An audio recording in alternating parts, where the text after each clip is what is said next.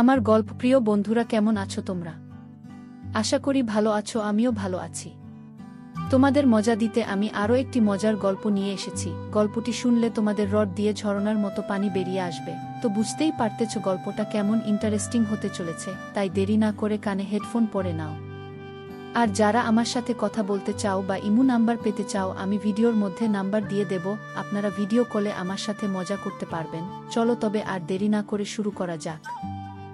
আমি রুমে ঢুকে যা দেখলাম তা দেখে মাথা ঘুরে গেল। সে আজও তার বয়ফ্রেন্ডের সাথে ভিডিও কলে কথা বলছে এবং সব কিছু শেয়ার করছে। আমাকে দেখা মাত্রই সে বিছানার কাঁথা দিয়ে তার শরীর ঢেকে ফেলল আর বলল, ভাইয়া তুমি এখানে কি করছো? হ্যালো বন্ধুরা, তোমরা সবাই কেমন আছো? আমি রনি, আমার বয়স 24 বছর। আমি আমার পরিবারের সাথে থাকি। আমরা এক ভাই এক বোন। আমার বোন আমার থেকে ছোট, তার বয়স 19 বছর। সে দেখতে খুবই সুন্দর, তার গায়ের রং ফর্সা। তার চেহারায় এক ধরনের মায়া আছে, তাকে যেন মায়াবী পরীর মতো দেখায়। ছেলেরা তাকে দেখলেই মুগ্ধ হয়ে যায়। আমার বন্ধুরা বহুবার বলেছে, তোর বোনের সাথে একটা প্রেম করিয়ে দে। তাদের এই ধরনের কথা শুনে আমার খুব রাগ হতো, কারণ এসব শুনতে আমার একেবারেই ভালো লাগতো না। তবে পরে আমি নিজেই লক্ষ্য করলাম, কেন সবাই আমার বোনকে নিয়ে এত আগ্রহী। এতদিন আমি কখনো আমার বোনের দিকে এইভাবে খারাপ চোখে তাকাইনি, কিন্তু এখন বিষয়টা বুঝতে পারি। তখন বুঝতে পারলাম কেন ছেলেরা আমার বোনকে এত পছন্দ করে। এখন আমি আমার বোনকে ভিন্নভাবে দেখতে শুরু করলাম। মনে মনে ভাবতে লাগলাম, আমি আমার বোনকে নিজের কাছে পেতে চাই। নানা ধরনের চিন্তা মাথায় ঘুরতে থাকল। তাই একদিন ঠিক করলাম, আমি আমার বোনের সাথে ঘনিষ্ঠ সময় কাটাবো। যদিও এটা সঠিক নয়, তারপরেও আমি তার সাথে ঘনিষ্ঠ হতে চাইলাম। এসব ভেবে আমি তার উপর নজর রাখতে শুরু করি, কিভাবে তাকে কাছে টানতে পারি। তাই লুকিয়ে লুকিয়ে তার উপর নজর রাখতাম এবং তার খুব কাছাকাছি থাকতে শুরু করি। আমরা একসাথে অনেক গল্প করতাম, টিভি দেখতাম, অনেক মজা করতাম। একদিন গল্প করতে করতে আমি তাকে জিজ্ঞাসা করলাম, তোর কি কোনো বয়ফ্রেন্ড আছে? সে কিছুক্ষণ চুপ করে থেকে বলল, না ভাইয়া। তুমি কি যে বলছো, তার কথায় বুঝতে পারলাম সে সম্ভবত মিথ্যা বলছে। তাই আমি আর কিছু বললাম না। একদিন রাতে সবাই খাওয়া দাওয়া শেষে ঘুমাতে চলে গেল। আমি বিছানায় শুয়ে আমার বোনের কথা ভাবছিলাম। হঠাৎ মনে হলো, দেখি তো সে ঘুমিয়ে পড়েছে নাকি তার বয়ফ্রেন্ডের সাথে কথা বলছে। চুপি চুপি আমি তার রুমের জানালার পাশে গিয়ে দাঁড়ালাম। দেখি তার রুমের লাইট এখনো জ্বলে আছে। কিন্তু যে দৃশ্যটা দেখলাম তা আমাকে বিস্মিত করে দিল। আমি দেখতে পেলাম আমার বোন ভিডিও কলে তার বয়ফ্রেন্ডের সাথে কথা বলছে, আর সে কোনো পোশাক পরেনি। তারা একে অপরকে এইভাবে দেখছে। আমার বোন তার বয়ফ্রেন্ডকে তার সব কিছু শেয়ার করছে। এই দৃশ্য দেখে আমার ভেতরে যেন আগুন জ্বলতে লাগল, কারণ আমি তাকে চেয়েছি আর সে তার সবকিছু অন্য কারোর সাথে শেয়ার করছে। খুব রাগ হলো, কিন্তু সেই রাতে আমি কিছু বলিনি। কারণ প্রথমবারের মতো আমি তাকে এভাবে দেখে মানসিকভাবে ভেঙে পড়েছিলাম। তারা খুব মজা করছিল এবং আমার বোন হাসি খুশি মেজাজে ঘরের কাজ করছিল। সেদিন ভাবলাম, কেন সবাই আমার বোনকে পেতে চেয়েছিল। কারণ সে অসাধারণ ছিল। কিছুক্ষণ পরে দেখলাম সে শুয়ে পড়ল এবং ঘরের লাইট বন্ধ করে ঘুমাতে গেল।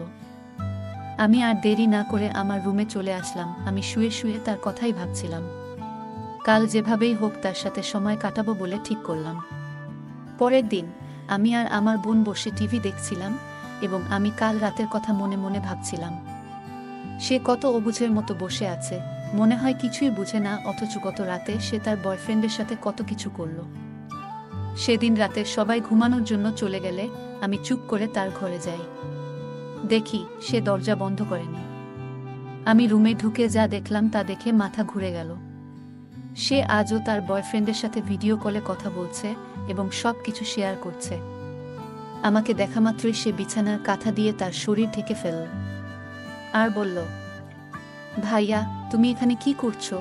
আমি তাকে বললাম, আমি ফোনের চার্জার খুঁজে পাচ্ছিলাম না, তাই খুঁজতে আসলাম। আর তুই কি করছিলি? সে একটু লজ্জায় বলল, না তো, আমি কিছু করছিলাম না। আমি বললাম, তুই তোর বয়ফ্রেন্ডের সাথে এভাবে কথা বলছিলি? সে বলল, কিভাবে আর বলি?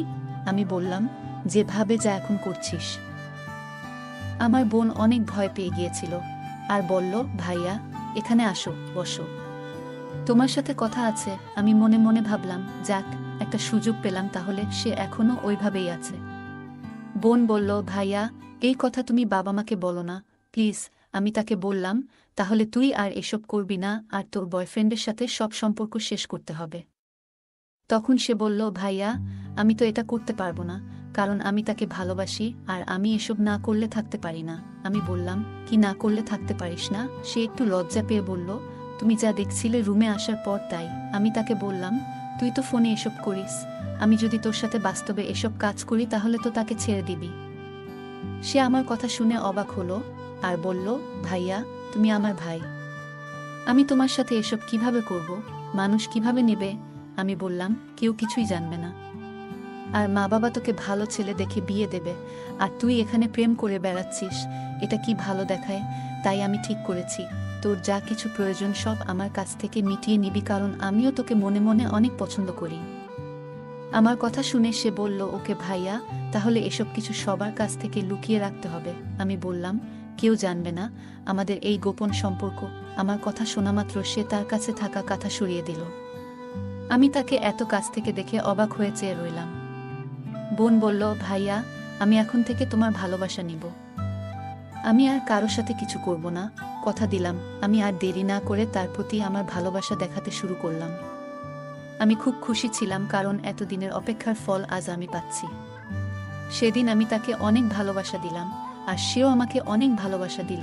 সকালে দেখি সে একটু আলাদাভাবে হাঁটছে। আমি তাকে বললাম, তুই এভাবে হাঁটছিস কেন?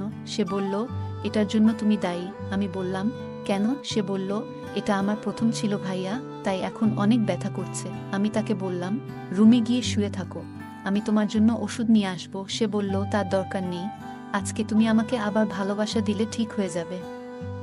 আমি বললাম, সে আজকেও আমাকে তার কাছে ডাকছে। সেদিন রাতেও আমি তার রুমে যাই, দেখি সে আমার জন্য অপেক্ষা করছে। সেদিনও আমরা অনেক গল্প করি, মজা করি এবং ভালোবাসা দেই। এটা তাকে খুব খুশি করেছিল। আমি দেখলাম আমার বোন এখন অনেক খুশি থাকে এবং আমার সাথে অনেক ভালো সময় কাটায়।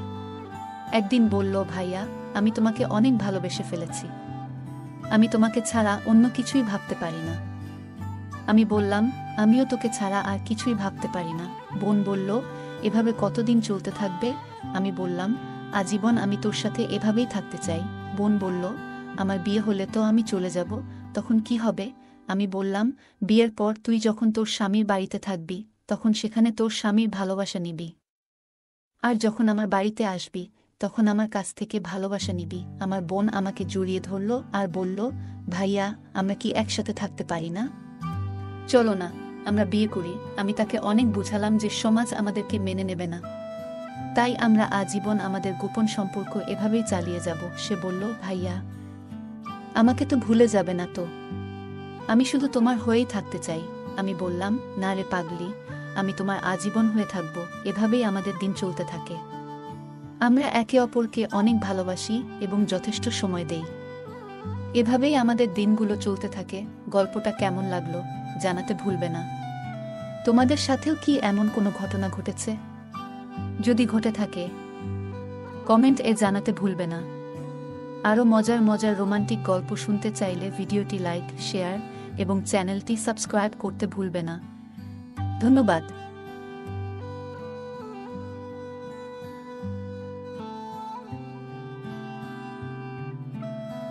আজকের গল্পটি এ পর্যন্ত। এতক্ষণ সাথে থাকার জন্য ধন্যবাদ। দেখা হবে পরবর্তী কোনো ভিডিওতে।